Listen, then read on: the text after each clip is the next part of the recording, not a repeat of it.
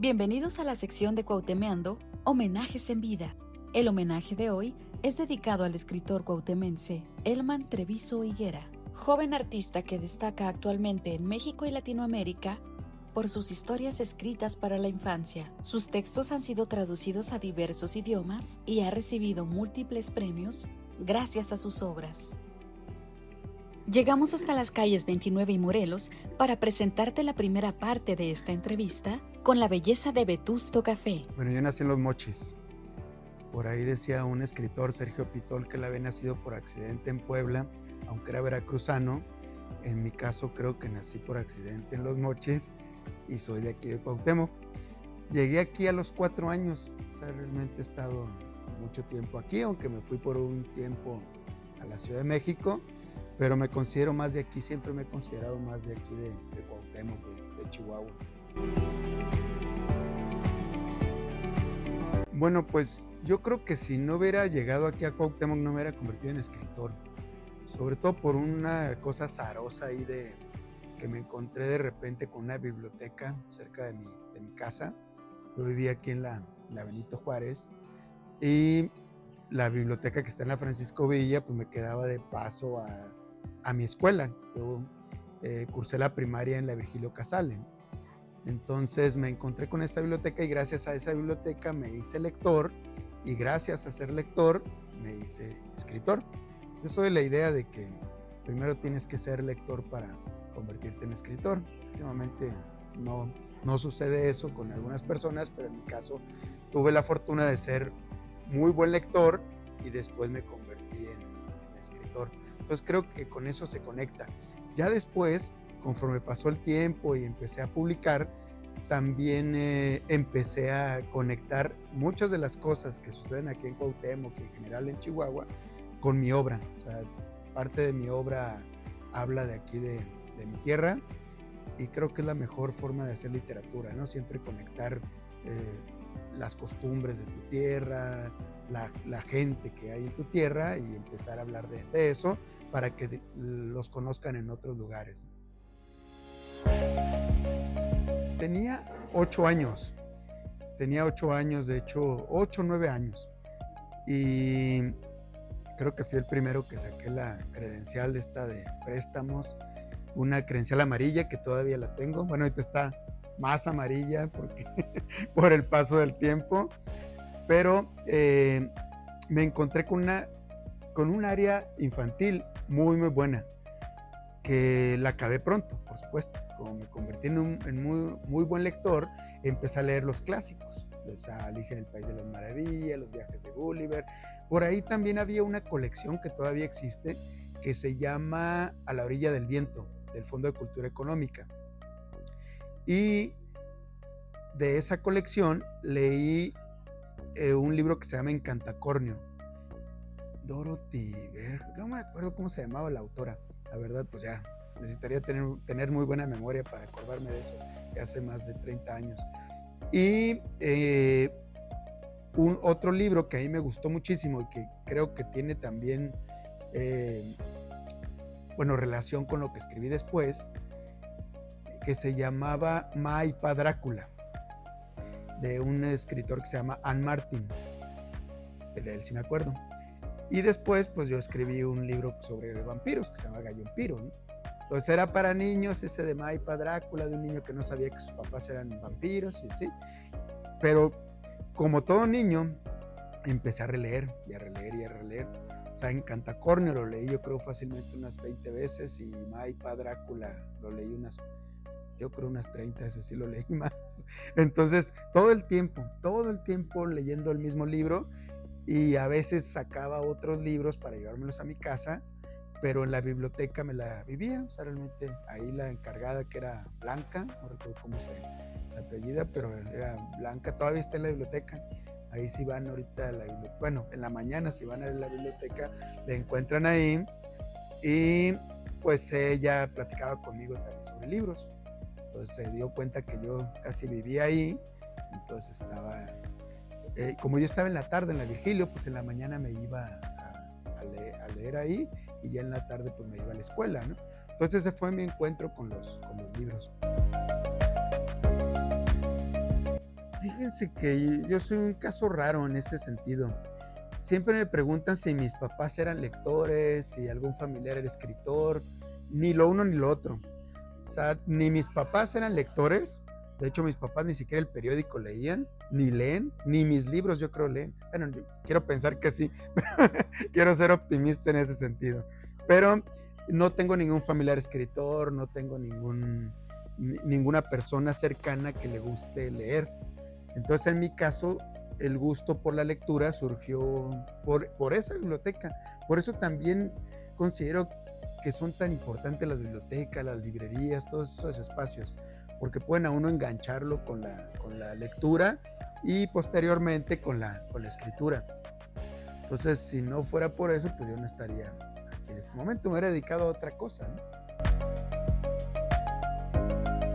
En mi escuela no había bibliotecas, ni estas bibliotecas de aula, bibliotecas escolares. De hecho, yo sí puedo decir que mi gusto por la lectura no fue gracias a un maestro. En la actualidad hay maestros muy buenos que impulsan la lectura y todo. A mí me hubiera gustado tener ese tipo de maestros en los que pudiera también confiar y empezar a compartir o a comentar algunas lecturas. En mi caso no, pues realmente no había bibliotecas cercanas, bueno, bibliotecas de aula, bibliotecas escolares, y por eso aprovechaba que salía de la escuela o antes de la escuela para leer. Y la escritura tampoco, de hecho realmente la escritura, yo empecé a escribir cuando estaba en secundaria. Y por ahí había algunos maestros de español que se interesaban un poquito por mis textos, pero nunca me dieron así como una ruta para escribir o para leer, sino solamente me pedían que leyera algún texto en la clase de español o algo parecido, que al final de cuentas indirectamente es una motivación también, ¿no?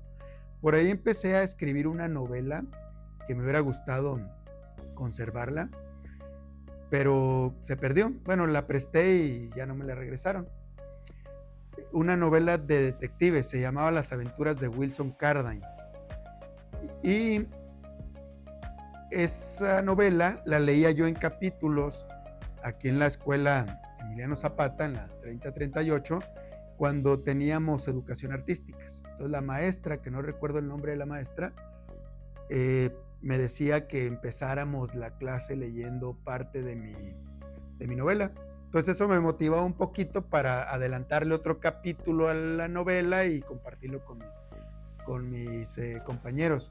Poco a poco la clase se fue convirtiendo casi en la clase de mi novela, en lugar de empezar a decir mi mamá me mima y todo esto de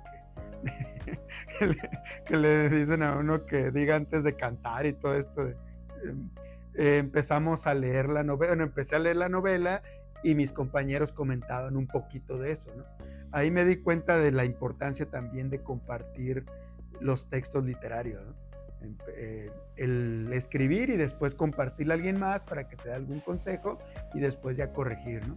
Entonces esa fue mi experiencia realmente en cuanto a la lectura y pues la escritura.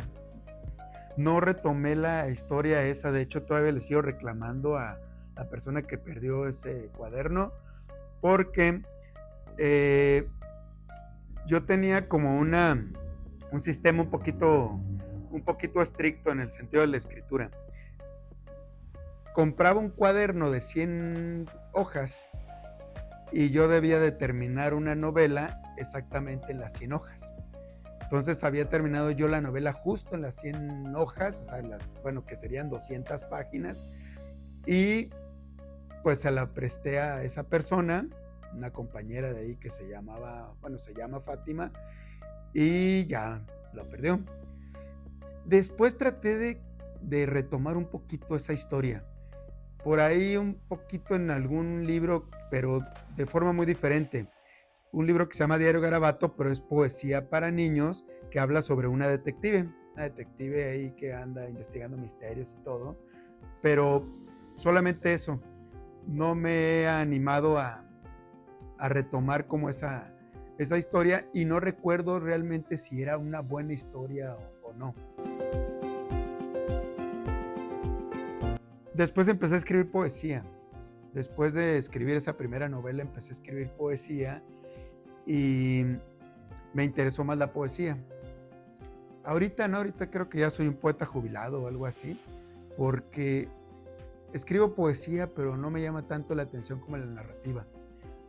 O escribir teatro, me encanta escribir teatro, pero la poesía como que la dejé atrás y a veces leo un poquito de poesía, escribo un poquito, ahí como algunos apuntes en alguna libretita, pero así ponerme a escribir un poemario de principio a fin, pues no. Entonces realmente la razón por la que ya no quise retomar esta historia, pues fue porque cambié de género literario, que de hecho regularmente cambio de géneros literarios, o sea, de hecho me voy del cuento a la novela, del cuento al teatro, a veces retomo un poquito la poesía, últimamente la poesía pero infantil, de hecho me gusta mucho escribir poesía pero para niños, entonces son como, para no aburrirme, ¿no? O sea, empiezo como a diversificar en ese sentido. No sé bueno, no sé si todos los poetas, o bueno, todos los escritores, ¿no?, en general, vayan de un género a otro. Por ahí hay algunos casos, por ejemplo, Saramago, que dijo que siempre dijo que era un poeta frustrado, ¿no? Dice, soy un poeta frustrado porque siempre quise ser poeta y terminé siendo novelista. Qué bueno que terminó siendo novelista, porque pues gracias a eso ganó el premio Nobel y gracias a eso conocemos pues toda su obra, su excelente obra, ¿no? Algunos sí se quedan en un solo género. O sea, yo conozco muchos escritores que se quedan en la poesía y empiezan ahí a profesionalizarse, y lo que buscan no es tanto el género literario, sino lo que buscan es su propia voz. Y uno como escritor debe de buscar su propia voz. Si no, no tiene caso escribir. Si eres igual que todos, pues al final de cuentas, pues todos pueden hacer tu trabajo, ¿no? Entonces uno siempre va buscando qué puede uno aportar a la literatura y empieza uno a ver qué temas le interesan a uno. Generalmente es uno muy obsesivo con los temas. O sea, agarra uno 3, 4 temas y ya no los deja uno por toda la vida. Por ahí decía Borges que uno escribe un solo libro toda la vida, o sea, pero en diferentes tomos, porque realmente es eso, o sea, empieza uno a obsesionarse por ciertas temáticas y empiezan a desarrollarlas, y en ese desarrollar esas temáticas también empieza uno a encontrar su propio estilo, ¿no? Entonces, lo más difícil para el escritor es encontrar su propia voz, su propio estilo.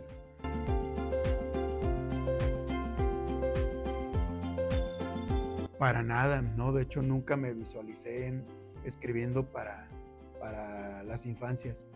De hecho, yo me visualicé al principio siendo un poeta que me iba a ir así como a una cabañita ahí alejado de la civilización y que desde ahí iba a escribir todos mis libros y que no me iba a importar si me leían o no. Y la vida me llevó a otra ruta, a otro camino, ¿no? Pero empecé a dar clases de creación literaria, de escritura, a niños, a niñas, y a partir de ahí me empezó a gustar como ese público. O sea, dije, que este público es como muy honesto, este público es muy espontáneo, y me di cuenta también que tenía algo que comunicarles a ellos. O sea, no fue así que yo quisiera hacer que a fuerza mi obra fuera para ese público. De repente me di cuenta que mi voz era cercana a ese público y que los temas también eran cercanos a ese público.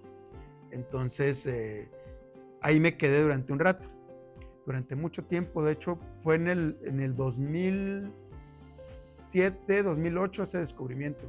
2008 creo, porque como estaba dando clases de creación literaria a niños, de repente dije, como estoy leyendo mucho literatura infantil para compartirles a ellos, me gustaría también escribir algo parecido, y ya, escribí y me gustó quedarme ahí.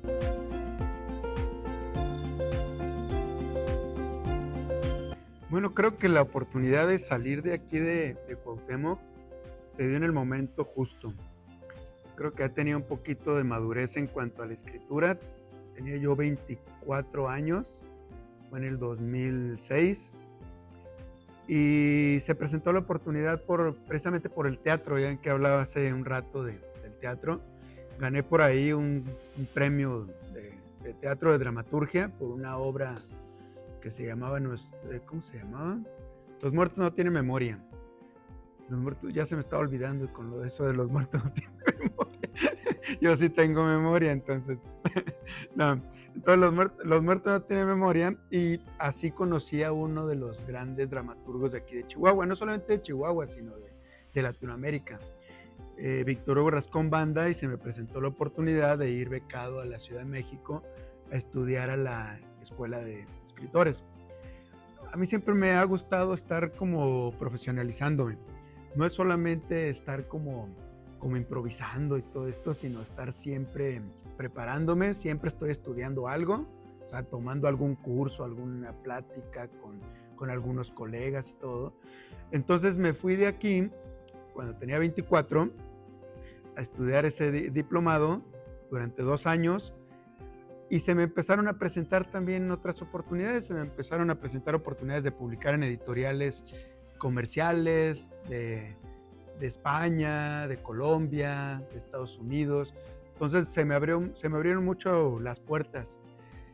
Durante esa época en la que yo estaba, en la que yo me fui, se criticaba mucho el centralismo de México en el país, y tenías que ir para toda la Ciudad de México.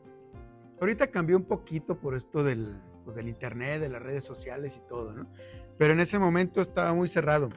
Si tú querías publicar en una buena editorial, tenías que vivir allá, porque a los de la editorial no les convenía que tú vivieras en otro lado, porque no ibas a poder hacer la promoción que ellos requerían para vender tu obra, ¿no? Tus libros. Entonces sigue pasando eso, pero no tanto. O sea, ahorita puedes hacerlo por medio de la virtualidad y todo, pero en ese tiempo era indispensable que vivieras allá, y eso me ayudó también a moverme en otras editoriales, en editoriales que sí son muy comerciales, y gracias a eso pues empezar a vivir también de lo que yo hacía, ¿no? O sea, yo nunca pensé dedicarme así de lleno a la escritura. Siempre pensé que iba a estar haciendo otra cosa y al mismo tiempo pues seguir escribiendo, ¿no? Ahorita tengo la fortuna de poder dedicarme a esto de la escritura y estar en mi casa, y a veces se me ocurren ideas y empezar a hacer proyectos, ¿no? Entonces creo que sí fue necesario salir de aquí, y también fue necesario por regresar en el momento en que lo consideré. No, pues yo le debo casi todo a Víctor Hugo. Ya falleció hace como unos 10 años, un poquito más, ¿sí? Pero el tiempo que estuvo con nosotros, el tiempo que tuvo la oportunidad de ser mecenas, digamos, de algunos escritores, incluso de algunos pintores, escultores y todo. Y él tenía un amor muy, muy profundo por Chihuahua, y apoyaba siempre a la gente de su tierra, ¿no? Entonces él siempre estuvo como ayudándome, no en este sentido de abrirme puertas así en editoriales ni nada, sino en el sentido de enfocarme, aunque en algunas cosas no le hice mucho caso. Por ejemplo, él decía que dejara todos los demás géneros literarios y me dedicara solamente al teatro. Dice, es que tú eres para el teatro, dice, eres muy bueno en el teatro y todo. Dice, deberías de enfocarte solamente en eso, ¿no?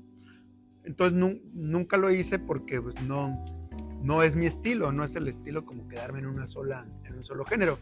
Pero por otro lado me motivó sabiendo que él vivía también de eso, que él recorrió como esa ruta que yo mismo iba recorriendo, y fue uno de los primeros también en general, o sea, que profesionalizó esta carrera el oficio del escritor. O sea, él decía, tienes que vivir de esto, tienes que vivir del arte, tienes que vivir de la escritura. Entonces se le va uno metiendo esa idea, y también va uno buscando la forma, ¿no? Los primeros que menosprecian algunas veces son los mismos de la familia, ¿no? No por mala onda, sino por el hecho de que uno llega con la familia y le dice, oye, quiero ser doctor, y te dicen, ay, qué padre, porque toda la gente necesita un doctor, ¿no? Oye, quiero ser veterinario, qué padre, porque los animalitos necesitan, pues, cuidados y todo, ¿no? O quiero ser arquitecto, sí, porque se construyen muchas casas.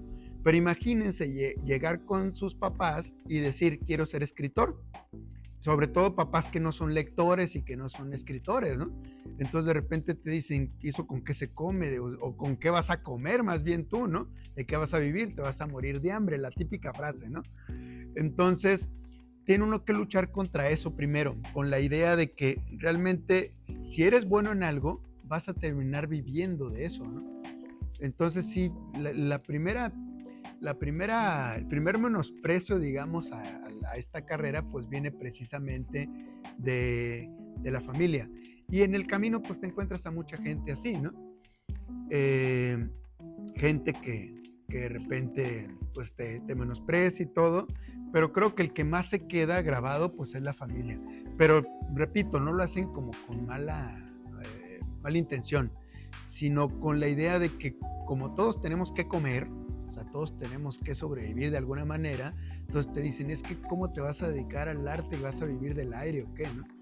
Pero no es así, o sea, cuando eres bueno en algo, tarde o temprano puedes vivir de eso, de lo que eres bueno, ¿no? Entonces, en este caso, bueno, no estoy diciendo que sea así muy, muy bueno, sería mucha presunción, pero pues soy más o menos bueno como para sobrevivir en este mundo del arte y la escritura. Parece que me estoy echando porras. Bueno, es que depende. Si estamos hablando del primer libro que no publiqué, creo que más bien lo primero que hace uno cuando empieza uno a escribir su primer libro es agarrar como influencias de lo que uno ve, lo que uno lee, lo que uno observa. Y a partir de ahí, pues empecé a escribir. De hecho, por eso yo creo no retomé ese primer libro, porque creo que tenía muchas influencias de las Tortugas Ninja de ese tiempo. Por ahí un detective que andaba investigando misterios y todo, pero como que hacía muchas referencias a eso. Que ahorita lo haría porque pues, es como referencias a la cultura pop y todo, ¿no? Pero, pues es así. La sensación de tener el primer ejemplar del libro, cuando te lo mandan, porque a veces me encuentro con mis libros ya en las ferias del libro y ni me doy cuenta que ya salió, y me ha pasado, de repente se acercan algunos lectores y ay, me lo firma, yo ahí conozco mi libro, ¿no? Pero cuando me lo envíen así, me envían algún libro que que se acaba de publicar, que me lo envían las editoriales, pues es una sensación de ya como cerrar un ciclo, ¿no? Va cambiando como esa sensación. Al principio, cuando publiqué mis primeros libros, me daban ganas de salir a la calle y decirle a todos que yo era escritor y que bla, y ir con mi abuelita a enseñarle el libro. Aunque mi abuelita ya estaba muerta, pero por lo menos ir al cementerio a decir, mira, abuelita, aquí está mi libro.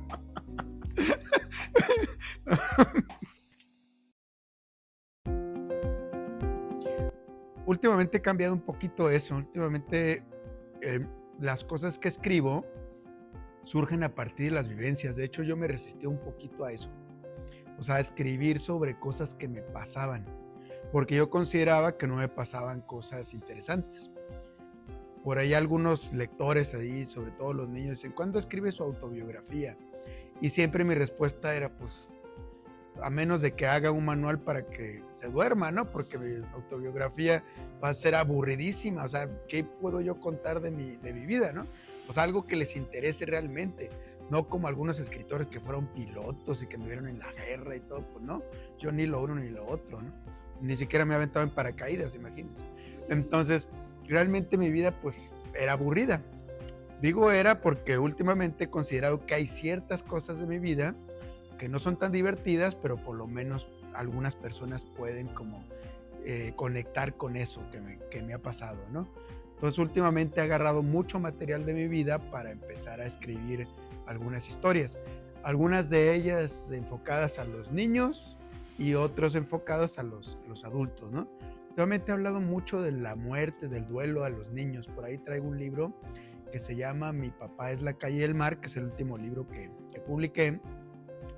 Y ese habla como de la ausencia del padre y todo, ¿no? Le habla a los niños, que es necesario también hablarle a los niños de eso.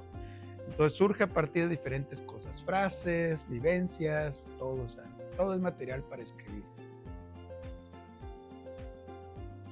Es que no puedo ser serio. Me estás diciendo frío. Sí. Pausa para la risa, por No, favor. no. ¿Qué te puedo decir? No, a ver. Hay una parte. Los que escribimos, bueno, no sé si a todos les pasa, pero los que escribimos tenemos que tener un manejo de las emociones un poquito mejor que las personas que no trabajan con las emociones, ¿no? Incluso los psicólogos y todo, tenemos como ahí un poquito de relación con ellos en ese sentido, porque nosotros trabajamos con emociones. Vamos trabajando con la tristeza, con la alegría. A veces nuestros personajes están tristes, al siguiente capítulo pueden estar alegres, pero es todo como un péndulo. Nosotros movemos ese péndulo que va de la risa al llanto y del llanto a la risa, ¿no? Entonces creo que sí manejamos mucho ese tipo de cuestiones. Y a veces lo podemos aplicar también en la vida diaria, ¿no? O sea, manejar también nuestras emociones, saber cómo regular nuestras emociones, y a veces sí parecemos fríos en ese sentido, pero creo que los escritores sentimos un poquito más las emociones porque las entendemos un poquito más. O eso quiero creer, ¿no? O sea, entendemos las motivaciones, entendemos de dónde viene la tristeza, después de la tristeza que viene. Incluso nosotros, bueno, muchos de los escritores hemos tomado como esa capacitación en el que nos hablan del duelo, las etapas del duelo y todo.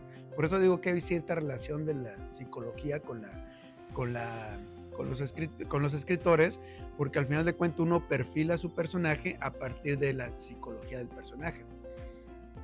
Entonces, sí somos un poquito fríos en ese sentido, pero porque nos metemos en un personaje también, o sea, o quiero pensar que por eso soy frío y no por otras cosas.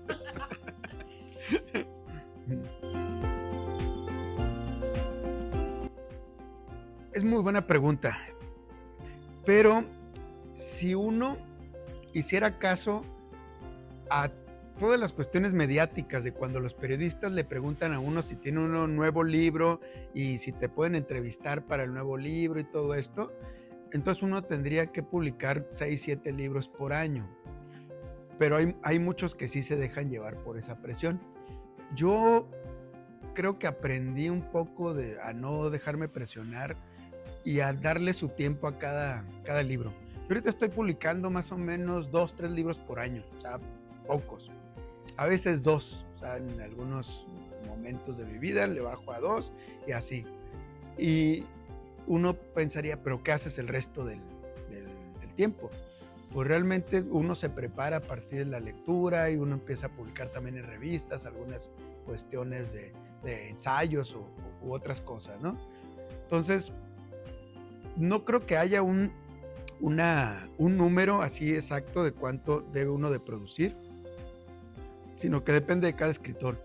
Ahí tenemos a Juan Rulfo, que nomás publicó pues 2 libros, bueno, 3, si ponemos también su guión, y por ahí tenemos otros que sí publicaron alrededor de 80, 90 libros. El mismo Carlos Fuentes por ahí publicó más de 50 libros, entonces hay muchos escritores que publicaron más o menos ese número de libros, pero uno siempre está produciendo. O sea, no todo lo que uno escribe llega a publicarse, sino que algunas cosas que uno está escribiendo sirven para aprendizaje o a veces borra uno la mayoría de esa novela o de esa obra de teatro que está uno escribiendo, ¿no? Mi papá era coleccionista de libros, de agua, de llantos, enojos, de más llantos, de puertas para entrar, de puertas para irse. Era coleccionista de ausencias y soledades. Y por eso, un día, apenas juntó todas las ausencias que le hacían falta